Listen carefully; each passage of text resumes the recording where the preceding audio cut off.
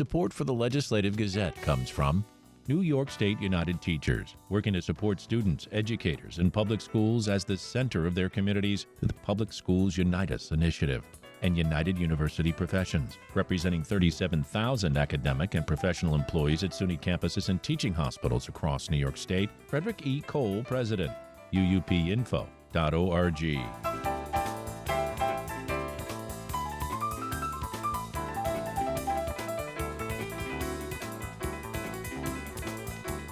New York Governor Kathy Hochul's new budget plan holds the line on spending increases, but it might hit some headwinds in the state legislature.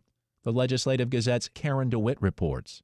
While Hochul is a Democrat and both houses of the legislature are led by Democrats, the governor's budget is not guaranteed to be an easy sell to the Senate and Assembly.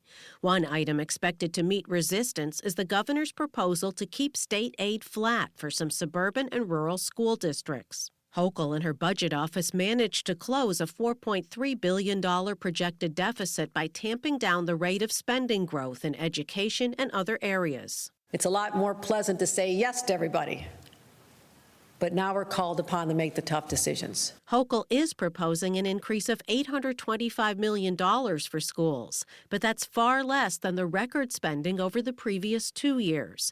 And she wants to funnel much of those funds to the state's poorest schools, many of them in New York cities.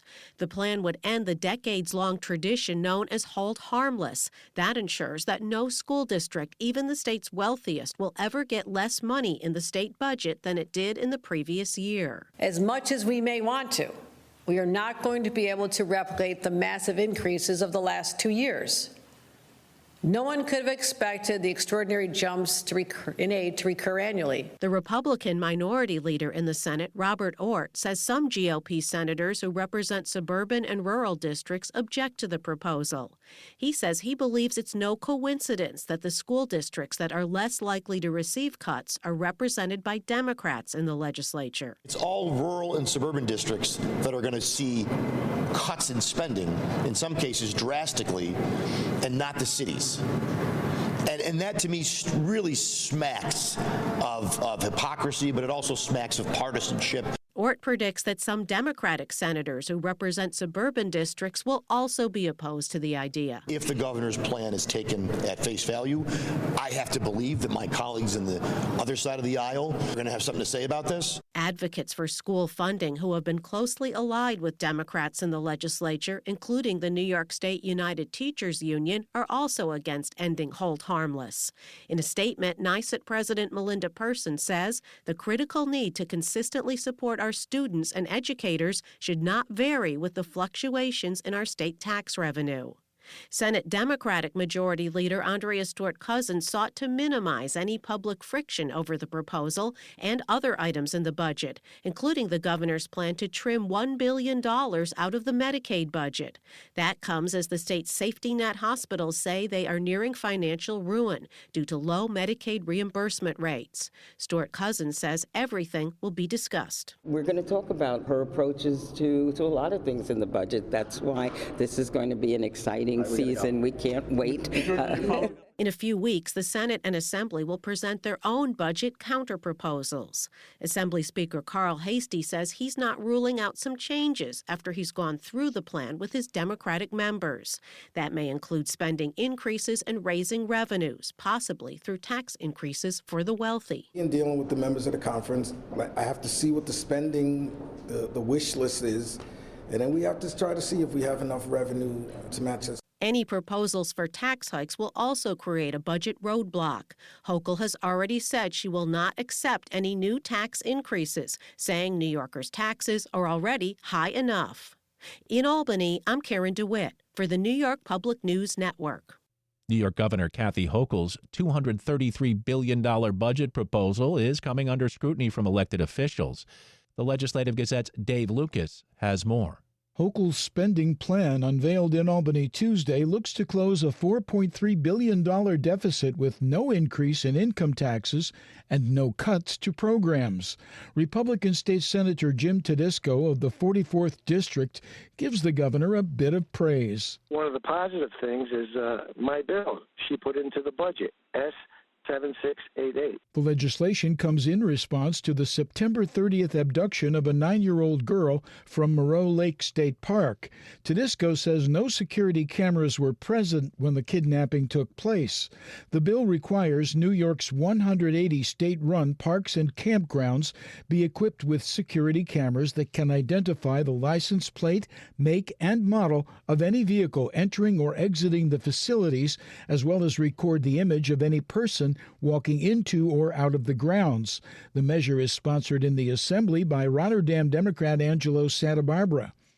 Tedisco agrees with Hochul that affordability and public safety should be the focus, but disagrees with parts of the plan. The best way to define it was Hochul's hocus pocus, because she would have to be the sleight of hand magician as good as Houdini to balance this particular budget in the way she has presented it.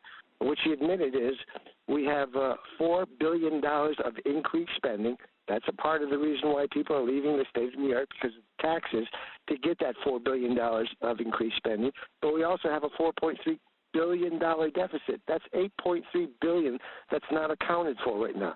She'd have to pull the biggest rabbit out of a hat, financial rabbit out of a hat. Meantime, Democratic Assemblyman Phil Steck of the 110th District is skeptical that programs Hochul promotes in the budget proposal can be funded without any increase in revenue. So in 1981, we started rebating the proceeds of the stock transfer tax back to Wall Street. And we are giving up $14 to $16 billion of revenue by doing that. And I personally just do not see how you can have a truly progressive budget on economic issues without ending that practice. The problem that we have is New Yorkers, if you can't raise income tax because the wealthy New Yorkers do have the ability to leave to avoid that tax, but they can't avoid something like the stock transfer tax because all the major securities markets are in New York. You can move to Tennessee, but you still have to trade in New York. So I think we have a big budget hole, and this budget is not doing anything to fill it. Steck finds food insecurity and rising housing costs concerning. I've not seen any of the programs that the governor talks about that have really been successful in addressing the issue. For example, I don't think putting an end to exclusionary zoning is going to suddenly create a massive market in low-cost housing. In a lot of things, our economy is like a democracy, but it's a democracy where some people have a lot more votes than others. And if you have votes that you can use to buy luxury housing, the market's going to respond to that. The people at the low end don't have enough dollars, don't have enough votes in the system to influence it to produce affordable housing. So you really have to make a commitment to find a way to build it, and I don't see that the governor's initiative is doing that. The city of Albany is in line to receive $15 million in capital funding, which Democratic Mayor Kathy Hochul appreciates. I will still be at Tin Cup Day because we want to make sure that the funding stays in. I'm so grateful to the governor for really recognizing and acknowledging the case that we've made for many, many years with respect to just basic fairness. We're the capital. 64% of our property is not taxable. Most of that is owned by the state. And so we are also advocating for a more permanent solution. I don't want the mayor that comes after me to have to continue to have sort of the uncertainty of will it be in the budget or won't it be in the budget. And so we are going to be advocating to make some permanent changes to the way that the state pays us for state-owned property, and I look forward to engaging in that conversation as well. Hochul and fellow Democrats who control the legislature face an April 1st deadline to finalize the budget. For the Legislative Gazette, I'm Dave Lucas.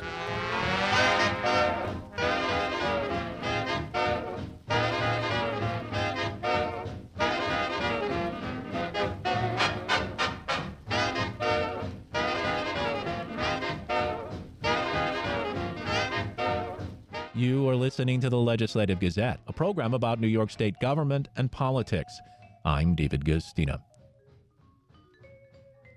New York Governor Kathy Hochul once again listed the housing crisis as one of her top concerns in her annual State of the State address.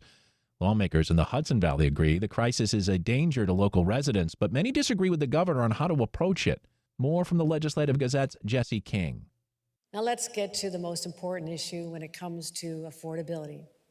The obscenely high cost of rents and mortgages caused by the unconscionable shortage of housing in New York.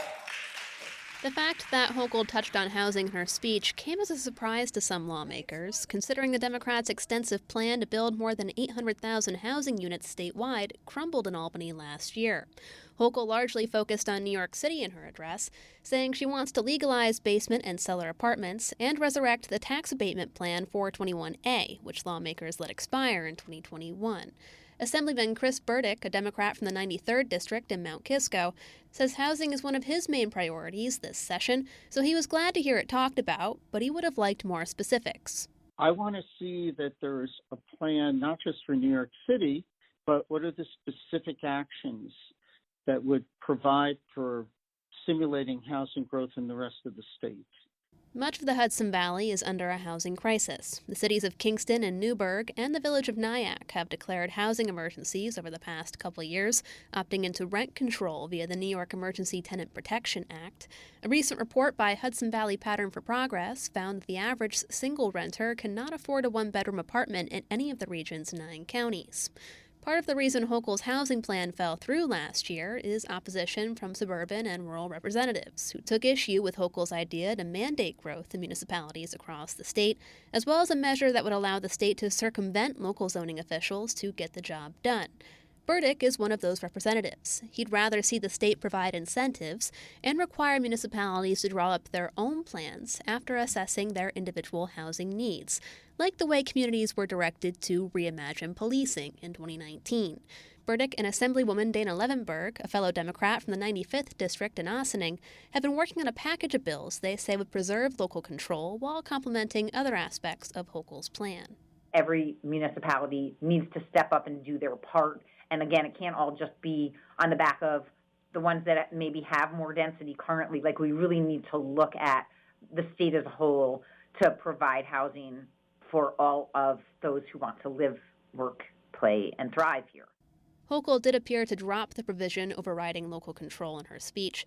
Burdick says to make affordable housing models work financially, the land practically needs to be acquired for free. And to that end, Hochul says she wants to invest $500 million to construct 15,000 units of housing on sites already owned by the state, like former prisons. Assemblyman Anil Bipan of the 105th District in East Fishkill says he's not a fan of that idea.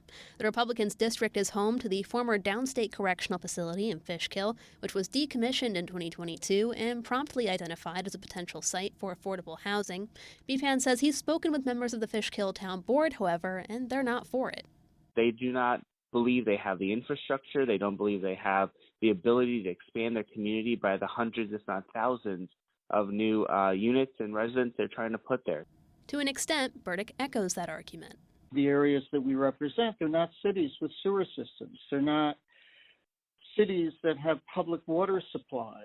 And those are both significant hurdles in terms of providing affordable housing. Basically, a lot of the Hudson Valley's smaller communities want to remain the way they are now, small. And representatives want municipalities to be able to find their own ways to develop housing that won't drastically change their infrastructure or the density of their communities. Many of the region's lawmakers also agree that the housing crisis is more than just an issue of supply and demand. Simply building housing isn't going to solve it.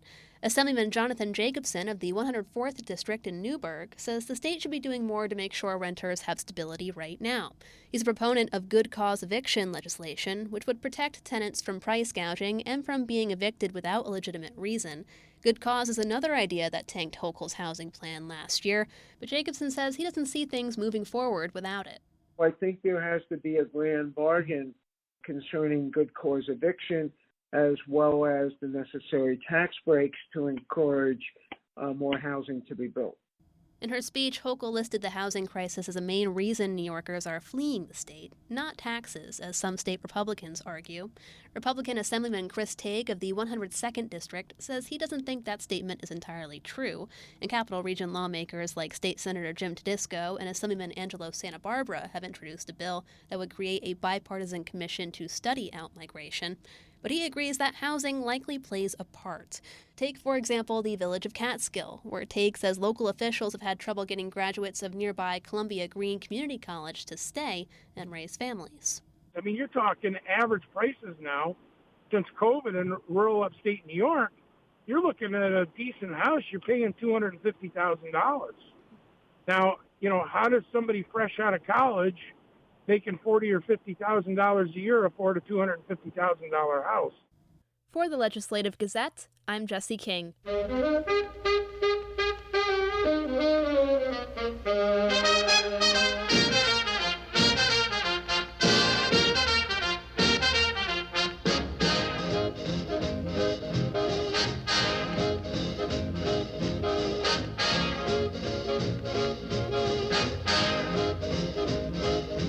You are listening to the Legislative Gazette, a program about New York State government and politics. I'm David Gustina. Meanwhile, officials in New York's North Country are expressing mixed thoughts on the governor's $233 billion budget proposal. The Legislative Gazette's Pat Bradley explains. Governor Hochul, a Democrat, highlighted funding for areas including crime and public safety, education, health care, transportation, and climate resiliency. This will be a $233 billion budget accomplished without raising income taxes. We're presenting a solid, balanced budget without cuts or added burdens. Now, there is growth. State spending is up nearly $6 billion over last year. That's a 4.5% increase year over year, and across our major spending categories. This budget proves that you can have fiscal discipline and that can coexist with people-driven progressive policies. North Country Chamber of Commerce President Gary Douglas noted that with past deficits, the state often reverted to raising taxes. Happily, this governor acknowledged very strongly that that's simply not an option. We're losing population and capital and income in the state of New York. Raising taxes would actually make that worse in terms of future state revenues by only reinforcing the loss of people and income in the state of New York that's taxable. So we're very pleased to hear her commitment and see the commitment in the budget to no income tax increases of any kind to address the budget deficit. So in an overarching sense, that's number one. Fellow Democrat D. Billy Jones, who represents the North Country's 115th district in the state assembly, is unimpressed with the fiscal plan. Overall, I was disappointed in not mentioning a more comprehensive housing approach for the North Country. She had talked a lot about addressing that in New York City and other suburban areas, and I just didn't see any of those specifics for the North Country or more upstate regions. I was disappointed about the prospect of more prison closures. Other areas, I wish there would have been more emphasis on infrastructure for rural areas, talking about bridges and roads. We need more investment in that. During a state Senate Republican conference meeting Wednesday morning, Senator Jake Ashby of the 43rd District, which includes all of Rensselaer County and parts of Washington and Albany counties, said the policies reflected in the proposed budget are driving people out of New York. New York's population loss since 2020 is greater than Vermont's total population. The governor's economic agenda is leaving fewer and fewer people to pay for more and more government. We're national leaders in all the wrong categories: state and local tax burden, the cost of doing business, and unworkable energy regulations. I have a simple message for my colleagues on the other side of the aisle. People are fleeing our state, and that's bad for all of us. We lose representation in Congress, we lose federal funding for our veterans, our seniors, and our families, and we lose ideas. We guarantee that the future will happen somewhere else. And I'm urging you to join with us finally to address our state's affordability crisis before it's too late. The new fiscal year begins April 1st. For the Legislative Gazette, I'm Pat Bradley.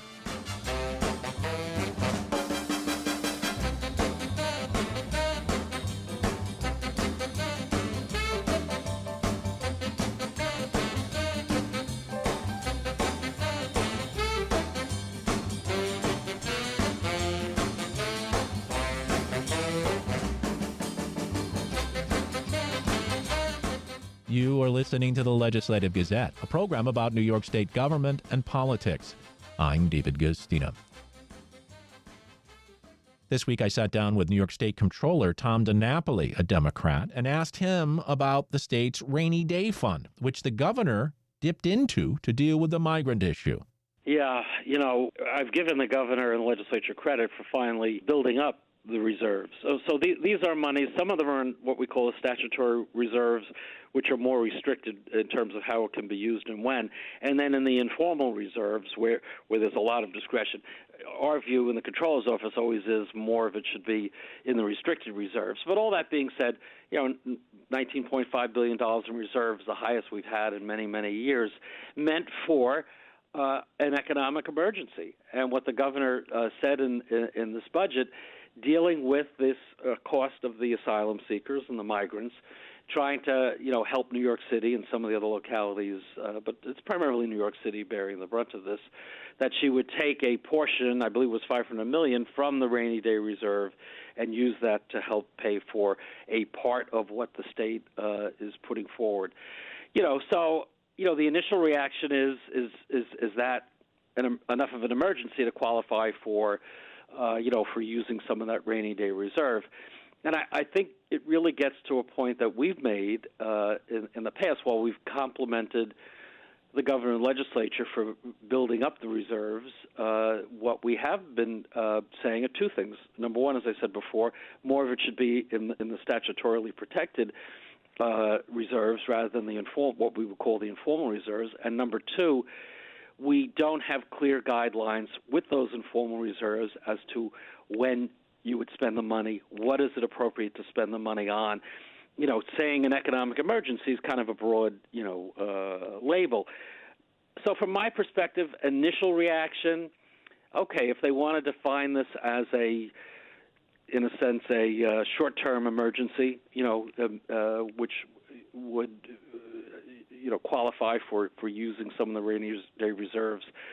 My question would be, what's the payback schedule? Meaning, okay, if you're going to dip into the reserve, not a huge amount when you consider the total amount of the reserve, what is the commitment to return that money, to build that reserve back up? So if it's an emergency and you're looking for, some float for a while, fine. But I think there should be some very clear commitment that money is going to be paid back on a very clear timetable. So, I'm hoping this is not, the first crack in moving us backward in terms of not having the kind of reserves that we should have. Because much as the migrant asylum seeker cost wasn't anticipated, it's not like the Great Recession of 12 years ago. It is not like COVID coming out of nowhere and the economy closing down. And from my perspective, the reserves were more built up for those kind of truly economic catastrophes. You could certainly say the migrant asylum seeker is an urgent situation. I wouldn't put it at the level of what we had to go through with COVID, though. So I think that's where being a bit more clear as to how we define the emergencies that would qualify for using some of that money, and if you're going to dip into that, what's the schedule and timetable to put that money back and to make the reserves whole again? So that's obviously some of our preliminary reaction to that. Do you say that because the federal government has such a much larger role in all of this? And that that's the bigger question. Look, and the governor said this, the Mayor Adams said this, I think everybody's been saying it. This really has been a failure at the national level. You have different opinions about how to handle border security. Clearly, there are problems there. We have, as a nation, not dealt with immigration reform and pathway to citizenship for years. That's not new. It's gets caught up in all the, Washington back and forth, and that's been a tragedy that hasn't been resolved. And given all the dislocations happening around the world, and a lot of folks wanting to come to this country, and having this expense, and the federal government not stepping up and helping the states and localities deal with this cost. So there's no question that Washington needs to do more. I don't see that happening anytime soon, the way things are going down there. So we are having to contend with it. Look, we talk about the numbers, we talk about the dollars. Let's keep in mind, these are real people, families, children, often, coming out of very troubling situations in their native country, and then, and I hate to put it this way, but ending up on a bus and kind of being dumped in the middle of New York City. This is some have said it's like real being kidnapped. Well, it's sad, and you feel for the kids. They end up absolutely in a shelter, they end up in a school, then they have to leave the shelter, they go to another school. I mean, you compound the heartbreak of what this all is, and I just think when we're debating the cost and the expenses appropriately, we should. And obviously, we're always looking at cost and expense in our office, but let's not totally forget the human dimension of this. So it is a failure at the federal level, but I just don't see any immediate relief. So we've got to contend with those short-term costs and managing this influx. And obviously that's been a less than perfect situation so far. That's New York State Comptroller Tom DiNapoli. And that about does it for this week's show. The Legislative Gazette is a production of WAMC Public Radio. We had help from the New York Public Radio Network. You can listen to the Legislative Gazette anytime at WAMCpodcast.org or anywhere you get your podcast. Look for program number 2403. And join us again next week at this same time for more news on New York State government and politics. For the Legislative Gazette, I'm David Gustina.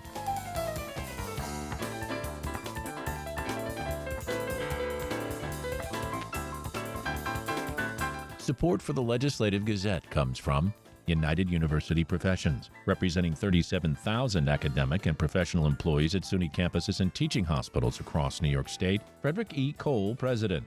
UUPinfo.org.